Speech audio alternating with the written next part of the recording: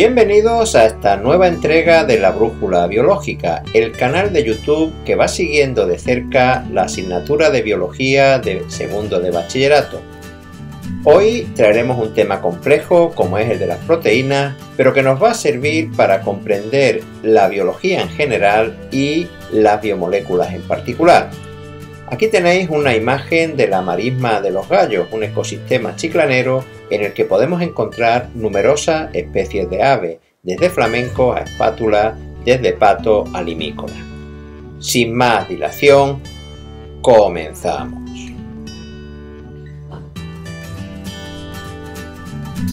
Como de costumbre, vamos a ver un poco por encima cuál es la relación de saberes básicos y cuáles son los contenidos que tenemos que abordar en este tema.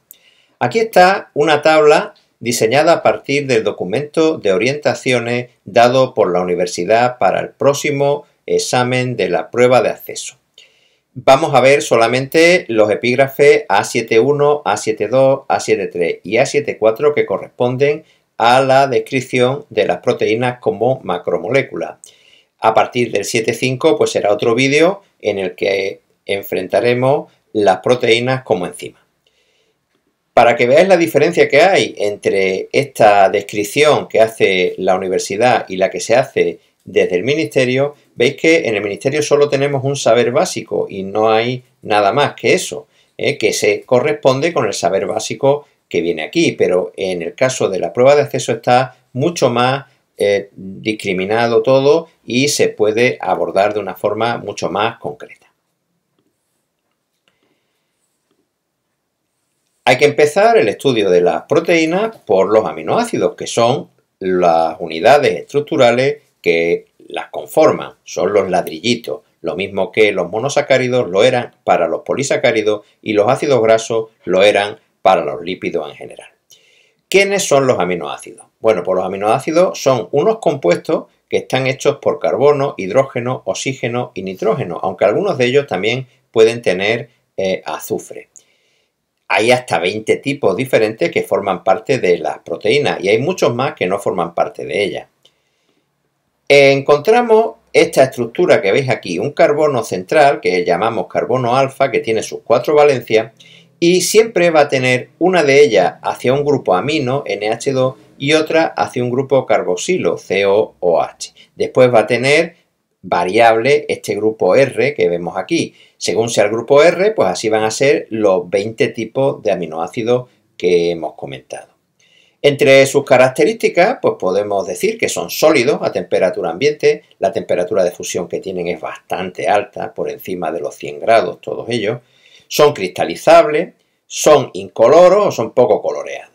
Después son sustancias anfóteras. Eso quiere decir que se van a comportar como ácidos si están en un medio básico y se van a comportar como básicos si están en un medio ácido. Eso va a ser muy importante desde el punto de vista de la neutralización de esos medios. Recordad lo que hablábamos de las sales minerales como soluciones tampón, todo aquello de los tampones bicarbonato y de los tampones fosfato. Pues bien, las proteínas y en particular los aminoácidos también van a poder ser utilizados como tampones para equilibrar el pH de un medio celular o intercelular.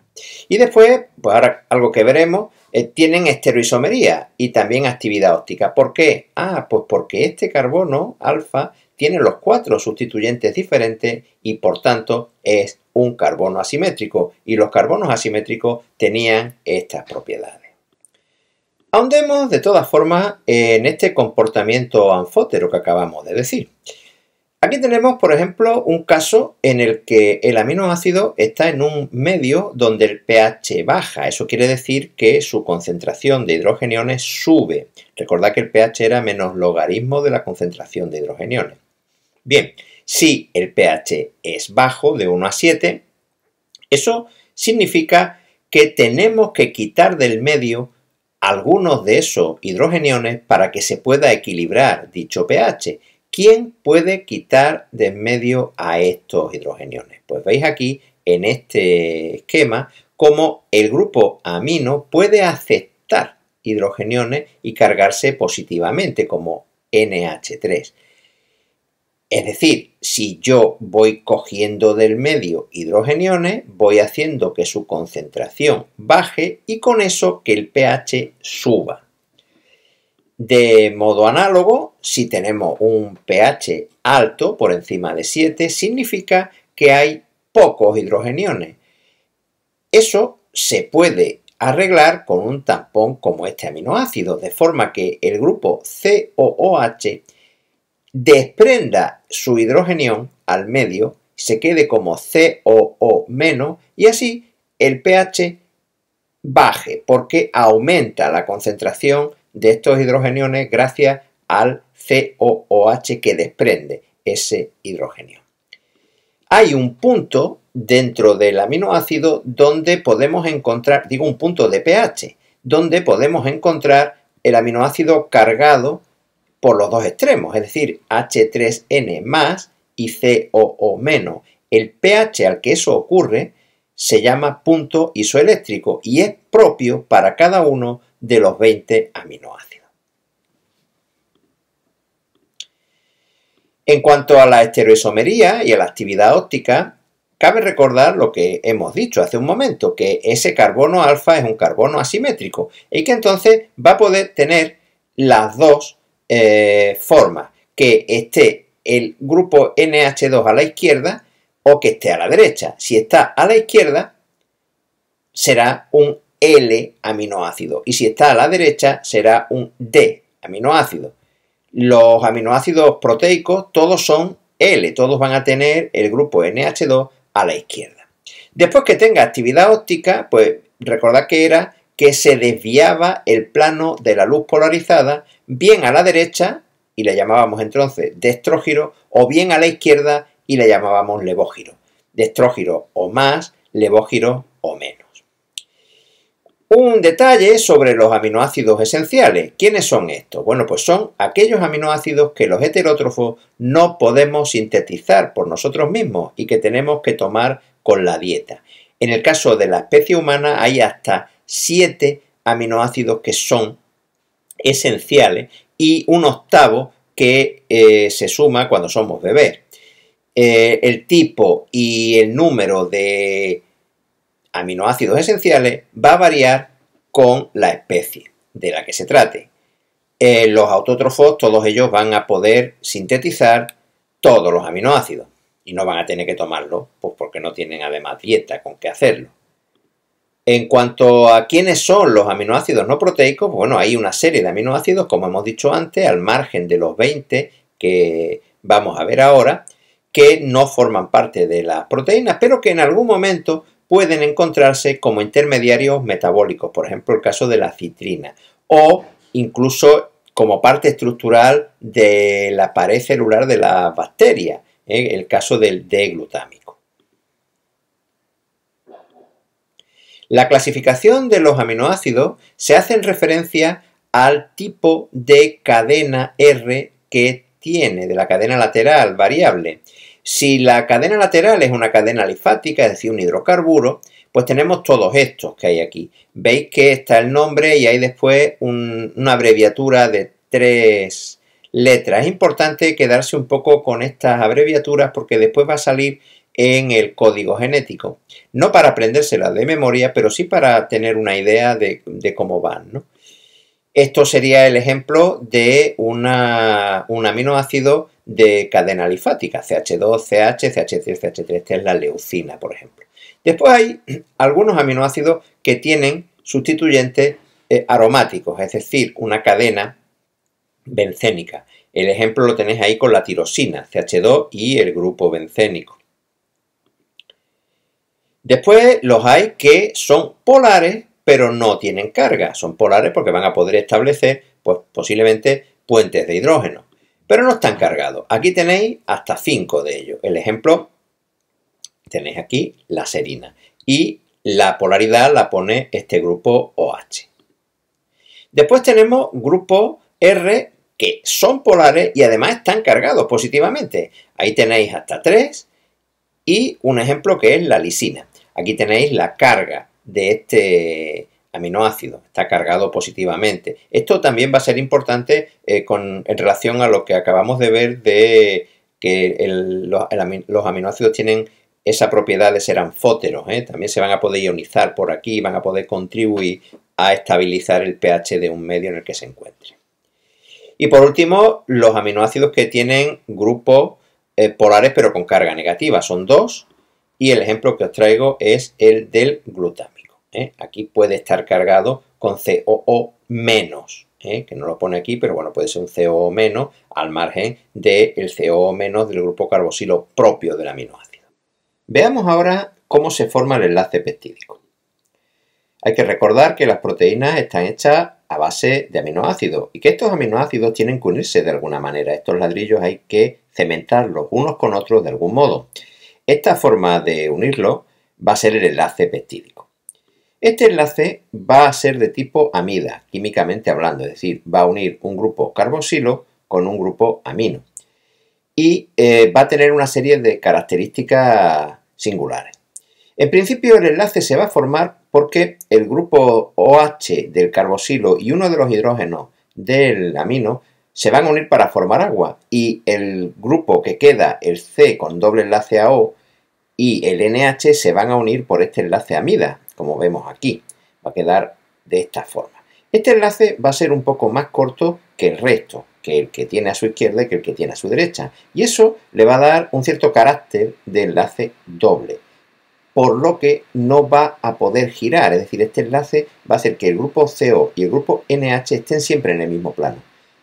La estructura va a poder girar por los otros dos enlaces perfectamente y eso va a hacer que después la cadena de aminoácidos vaya a poder girar, hacer hélices y todo lo demás. Pero donde haya un enlace peptídico, eso va a ser un bloque, no se va a poder mover. Bien, cuando tenemos dos aminoácidos, como veis aquí, que se unen mediante un enlace peptídico, hablamos de un dipéptido. Cuando tenemos 3, hablamos de un tripéptido. Cuando tenemos varios, pues hablamos de oligopéptidos. Si ya son muchos, pues hablaremos de un polipéptido. Y la categoría proteína la dejaremos para uno o varios polipéptidos que se unen, llevando a cabo estructuras superiores que estudiaremos más adelante. Una de las cuestiones que se plantean en los criterios de evaluación de la prueba de acceso a la universidad es la capacidad de realizar un pentapéptido, por ejemplo, a partir de los aminoácidos sencillos. Es decir, si os dan, por ejemplo, 5 aminoácidos como estos que tenéis en la diapositiva anterior, leucina, tirosina, serina, lisina y ácido glutámico, formular el pentapéptido. ¿Seréis capaces de hacerlo? Bien, yo creo que sí, ¿no? Sería tan sencillo como esto. Es decir, aquí tendríamos el primero, que, bueno, le llamamos R1, pero es la leucina, ¿no? Que la he copiado del esquema anterior. Siempre considerando que se comienza por el extremo N-terminal. Este sería el extremo N-terminal, sería el primer aminoácido. Después veríamos cómo se hace el enlace peptídico, CONH, y a continuación la siguiente cadena lateral, el segundo aminoácido. Lo mismo el enlace peptídico, el tercer aminoácido. Y así sucesivamente, terminando por el último, que tendría el extremo C-terminal, el extremo carboxilo. Como veis aquí, extremo N-terminal, extremo C-terminal y los enlaces peptídicos, cada uno colocado entre dos aminoácidos. Bien, esto mismo nos sirve para enlazar con las estructuras de las proteínas. Ya tenemos unidos a los aminoácidos mediante enlaces peptídicos, pero todavía no tenemos proteínas. Las proteínas se van a formar, como he dicho antes, por la unión de una o varias cadenas de polipéptidos. Estas cadenas, una vez unidas, después van a adoptar formas, se van a plegar de diversas maneras y van a tener distintas estructuras. Esta constitución tridimensional de las proteínas puede costar, no todas lo tienen, pero puede costar de hasta 4 niveles. Todas tienen estructura primaria, todas tienen estructura secundaria o algo parecido, y después estructura terciaria y estructura cuaternaria. La estructura primaria es lo que acabamos de ver, es la secuencia lineal de los aminoácidos que forman el polipéptido.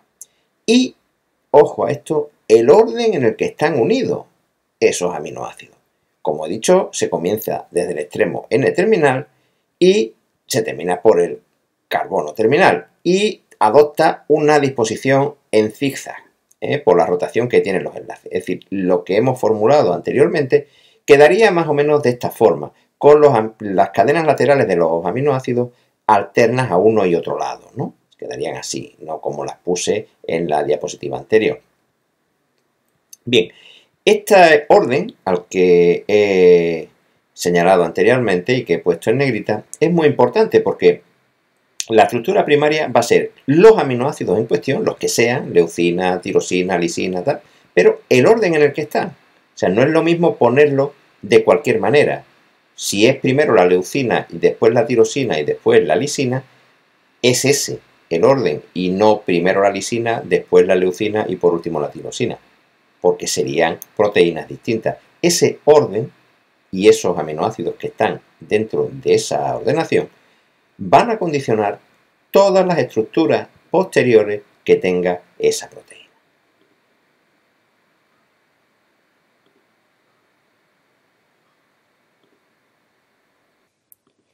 Veamos un momento la estructura secundaria de las proteínas. Esta es una disposición en el espacio de la cadena peptídica de la estructura primaria que acabamos de ver. Es decir, no se va a quedar solamente como una fila de aminoácidos sin más, sino que los enlaces que hay en el carbono alfa, tanto este que va al grupo NH como este que va al grupo CO, son móviles. No olvidad que el enlace peptídico, ese es fijo, ese no gira y está en un plano, pero estos pueden girar. Entonces, dependiendo del tipo de aminoácidos que haya en la cadena, que en realidad es el tipo de cadena lateral que tiene, ese giro va a ser de una manera o va a ser de otra, porque la molécula va a buscar un equilibrio químico entre todos sus componentes. Dicho de otro modo, va a tratar de encontrarse de la mejor manera posible con todos los elementos químicos que tiene en ella, que son muchos. Hay dos tipos fundamentales de estructura secundaria, la alfa hélice y la beta lámina plegada. Vamos a estudiar cada uno de ellos por separado. Una misma proteína, una misma cadena de polipéptidos puede tener zonas con alfa hélice y zonas con beta lámina plegada o alternarlas. Incluso puede tener zonas que no tengan una estructura definida. Como digo, esta estructura va a depender de las cadenas laterales de los aminoácidos, que son en unas ocasiones cadenas alifáticas, en otras compuestos aromáticos, en otras compuestos polares sin carga o polares con carga positiva o con carga negativa, como hemos visto. Y todo eso hay que compensarlo muy bien para que la molécula esté en equilibrio. Por último, daremos un vistazo también a la molécula de colágeno, que es una proteína muy frecuente y muy importante en nuestro organismo, porque tiene una estructura secundaria un poco particular. Bueno, pues analicemos directamente ya la alfa hélice, la primera de las formas de estructura secundaria de una proteína. Bien, aquí el giro de los enlaces que tiene el carbono alfa, los carbonos alfa de cada aminoácido, lógicamente, va a producir un enrollamiento que va a ser una hélice destrógira hacia la derecha. Esa hélice, que nos puede parecer en un principio que, claro, se puede hacer, pero es muy difícil de mantener así, se va a estabilizar porque entre los grupos NH de los aminoácidos y los grupos CO se va a establecer puentes de hidrógeno intracatenarios. Pensad que este grupo puede tener un incremento de carga positivo sobre el hidrógeno, dada la electronegatividad del nitrógeno, y aquí en el oxígeno, al ser tan electronegativo, haya un gradiente de carga negativa. Entonces se establezca una atracción electrostática entre ambos que signifique una unión por puente de hidrógeno. Pero ¿entre qué aminoácidos se va a producir esos puentes de hidrógeno? Bueno, pues habrá muchos.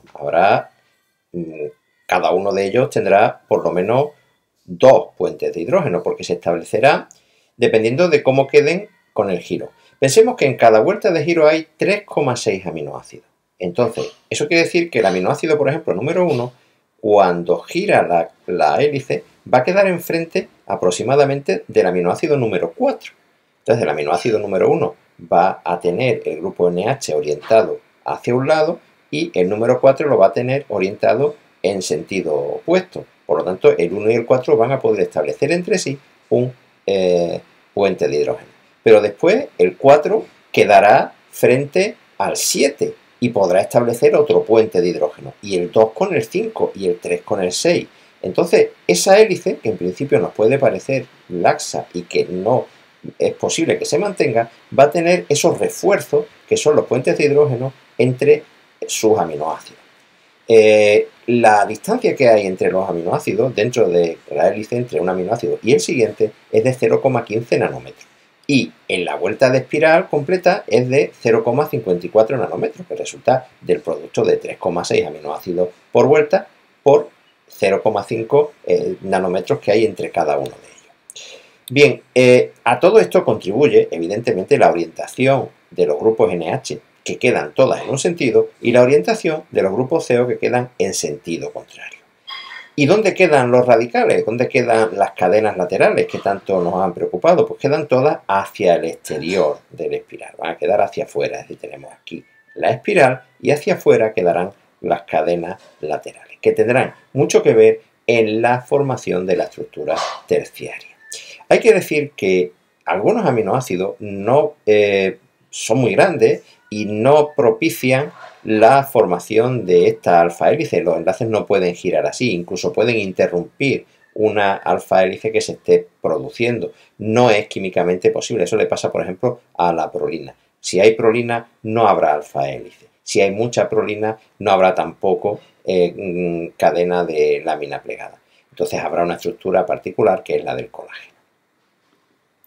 En el caso de la lámina plegada es más sencillo. En la lámina plegada no se va a formar una hélice, porque los aminoácidos tienen cadenas laterales que lo único que van a posibilitar es un zigzag, como el que veíamos en algunas diapositivas más atrás. Va a ser un zigzag donde tenemos alternado las cadenas laterales, una hacia arriba y otra hacia abajo, una hacia arriba y otra hacia abajo.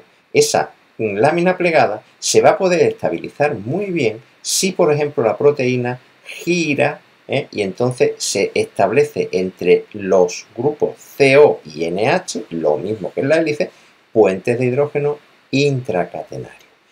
E incluso si hay varias cadenas, varios zigzags de distintas cadenas polipeptídicas entre los grupos NH de uno y CO del otro y viceversa, también van a establecerse puentes de hidrógeno, en este caso intercatenarios, entre cadenas distintas.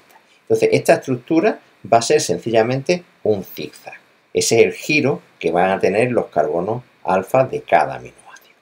Bien, en el caso de las cadenas, o de tener varias cadenas con puentes de hidrógeno, podemos observar que habrá algunas que tengan la misma orientación, o sea, la cadena sea desde el grupo N terminal hasta el grupo carboxilo terminal y la de abajo también. Si eso ocurre, esa disposición decimos que es paralela, pero puede ocurrir que la cadena de arriba tenga desde el N terminal hasta el carboxilo terminal y la de abajo a la inversa, desde el carboxilo terminal al N terminal, es decir, una vaya para allá y la otra vaya hacia el otro sentido. Entonces, en este caso, hablaremos de una forma antiparalela.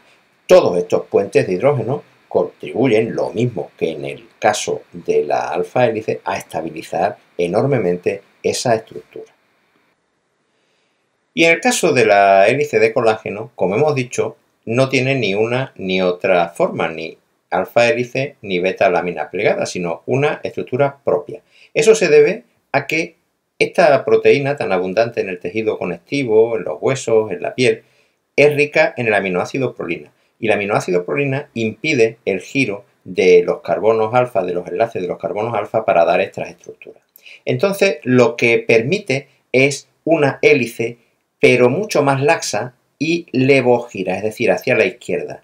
Y que en vez de tener 3,6 aminoácidos por vuelta, pues va a tener solamente 3 aminoácidos por vuelta. Y la distancia es mucho mayor. Por eso la alfa hélice es más apretada y la hélice de colágeno es más abierta, porque tiene hasta 0,29 nanómetros entre un aminoácido y el siguiente. Pensemos que la alfa hélice era casi la mitad, 0,15. Bien, esta cadena de colágeno además se va a unir a otras dos, va a formar un conjunto de 3 cadenas que se van a entrelazar en una triple hélice característica. Eso va a ser ya de estructura cuaternaria. Pero esta forma, esta asociación va a dar un resultado teniendo una estructura pues bastante rígida y muy resistente. En el siguiente nivel, en la estructura terciaria de las proteínas, vamos a tener un plegamiento tridimensional de todo lo que llevamos ya establecido. Es decir, no va a ser solo una secuencia de aminoácidos o una secuencia de aminoácidos que forman hélice o zigzag, sino que esa línea de polipéptido va a adquirir en el espacio una forma determinada.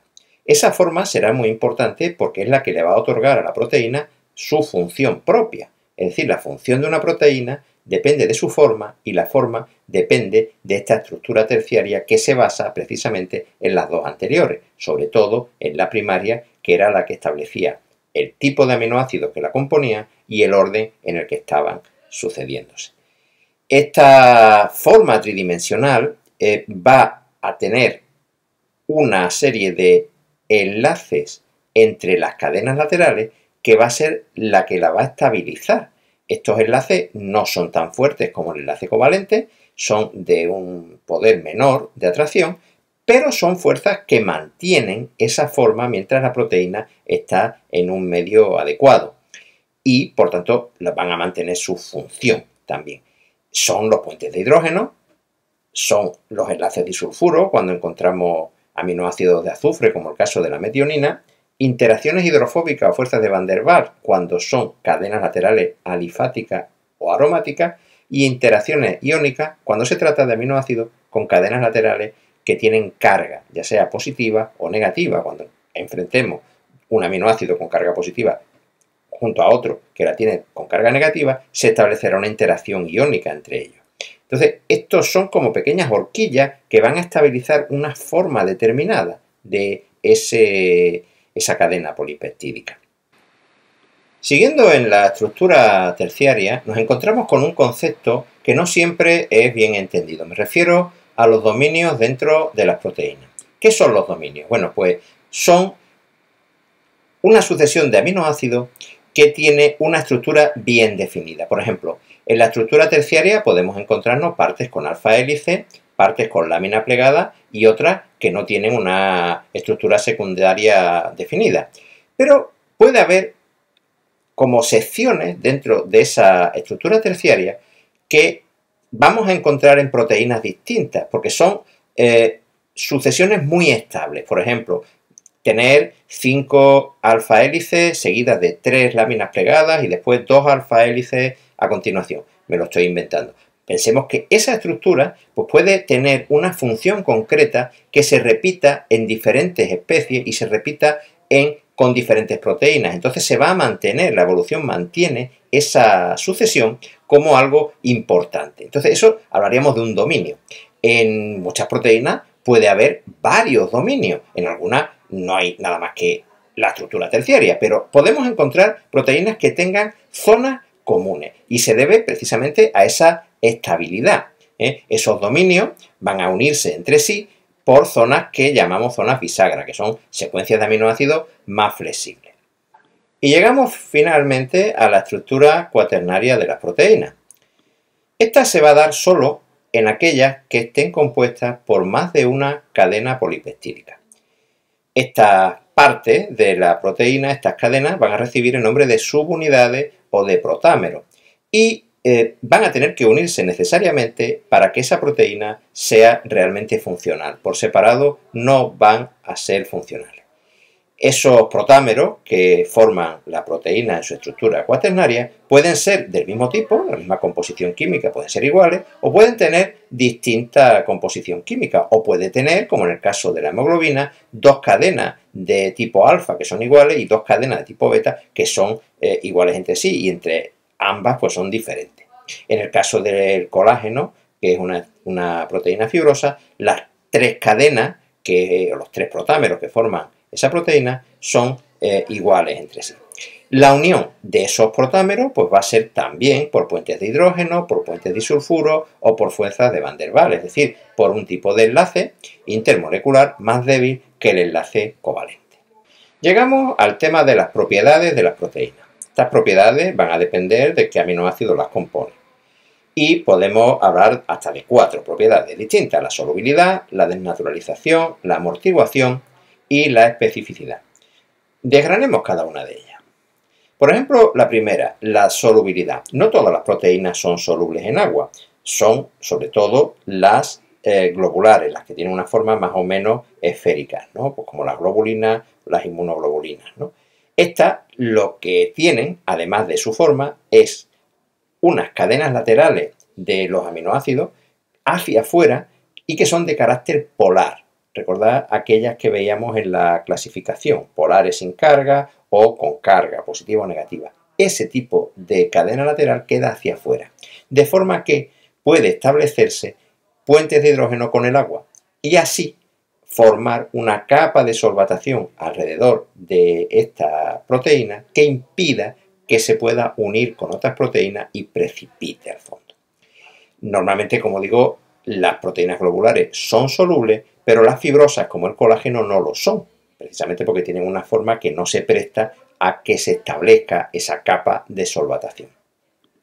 En segundo lugar, tenemos la desnaturalización.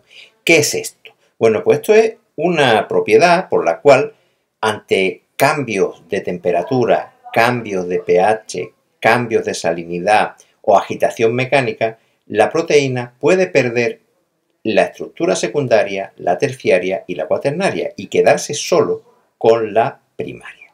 El caso más evidente es el de la clara del huevo cuando lo hervimos o lo freímos, ¿no? Al aumentar la temperatura, esa clara, que es 100% proteína, cambia de forma. Se vuelve, pues bueno, esa masa gelatinosa se convierte en algo duro y sólido. ¿Qué ha pasado ahí? Pues que el calor ha destruido esos enlaces intermoleculares tipo puente de hidrógeno, puente disulfuro, fuerza de Van der Waals o interacciones iónicas, de forma que se derrumban esas formas terciarias y secundarias que acabamos de estudiar y queda solo los enlaces covalentes de la estructura primaria. Normalmente la desnaturalización de la proteína lleva consigo la pérdida de la solubilidad. Es lo que le pasa pues, a las proteínas de la leche cuando las sometemos al proceso de acidificación por bacterias, lo que es la fabricación de yogur.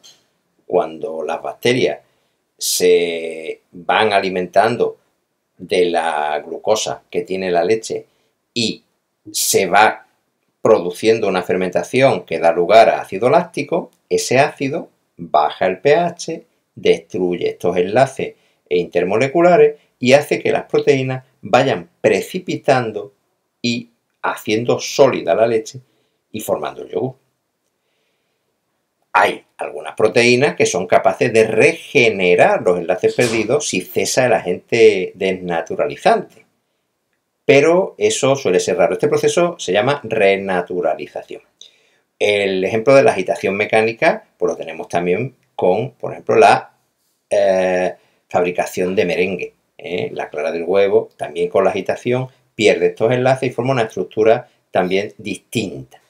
Hay muchos casos de desnaturalización y es muy importante porque si elevamos mucho la temperatura donde están los tejidos, donde están las células, se pueden desnaturalizar las proteínas y pueden dejar de hacer sus funciones. A continuación tenemos la capacidad de ser específica. Es decir, las proteínas son propias de cada especie, yo diría más, son propias de cada individuo. Cada persona tenemos nuestras propias proteínas, tenemos nuestra propia hemoglobina, nuestro propio colágeno, pero sí que es verdad que entre las especies hay una relación bastante estrecha y a medida que nos vamos separando en el árbol genealógico, digamos, pues las proteínas también, las proteínas homólogas, es decir, por ejemplo, la hemoglobina también va siendo diferente. Por ejemplo, es diferente la hemoglobina con los chimpancés, pero es mucho más diferente la hemoglobina con los perros o con los caballos, que son de grupos taxonómicos más alejados. A esta especificidad la llamamos especificidad de especie. Y después tenemos otra especificidad que es la de función, es decir, cada proteína tiene una función específica, concreta, no tiene otra, es la que tiene asignada. Por eso las proteínas son tan importantes, porque cada una tiene o realiza aquello para lo que está diseñado y no vale para múltiples cosas. Esta especificidad se llama especificidad de función. Y finalmente, pues tenemos la capacidad de amortiguación, que ya la hemos visto con las sales minerales y en este mismo vídeo con los aminoácidos, es decir, esa capacidad de comportarse como ácido en medios básicos y como base en medios ácidos. Eso hace que se pueda regular el pH cambiante por el metabolismo celular. Y es muy importante tener eso en cuenta para que no se produzcan ni descensos ni aumentos del pH más allá de lo admisible por la propia célula. En cuanto a las funciones de las proteínas, hay que destacar que en su conjunto las proteínas realizan muy diversas funciones dentro del organismo, dentro de la célula. Estas funciones pueden ser únicas para cada proteína o una misma proteína puede tener, en algún caso, más de una función. Yo destacaría hasta 9 propiedades. Transporte, defensa, estructural, contraste, hormonal, homeostática, reserva, reconocimiento de señales y quizá la más relevante de todas y que veremos en un siguiente vídeo, la enzimática. Esta le dedicaremos el próximo vídeo por completo, a esta función de las proteínas. Vayamos a la función de transporte. Las proteínas pueden transportar cosas por el interior del organismo, por la célula, en fin. Por ejemplo, tenemos una muy conocida que es la hemoglobina, otra menos conocida que es la mioglobina, que se dedican a transportar oxígeno de una a otra parte. La hemoglobina pues va por la sangre, la mioglobina, este prefijo mío hace referencia al músculo, ¿no? Ambas transportan oxígeno por diferentes tejidos y órganos, ¿no? También pueden transportar lípidos y son lipoproteínas. Es el caso de las HDL, las que transportaban el colesterol que llamábamos bueno, y las LDL, las que transportaban el colesterol que llamábamos malo. El colesterol es el mismo, va a depender de la proteína que lo transporta. Recordemos que el colesterol es insoluble en agua y no puede transportarse por sí mismo, sino tiene que ser transportado por estas lipoproteínas.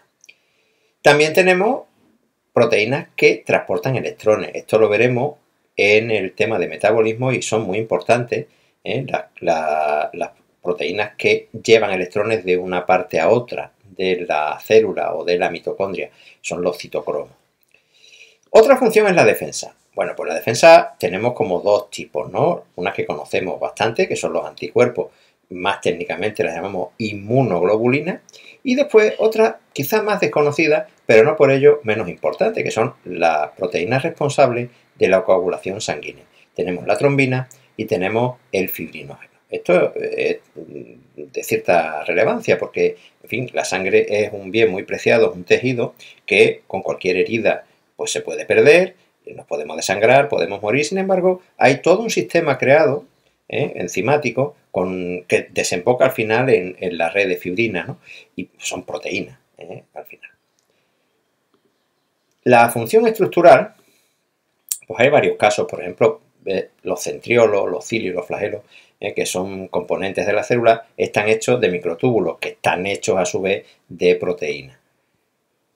Tenemos la cromatina, el ADN se va a organizar formando la cromatina en el núcleo en interfase, pero después va a formar los cromosomas.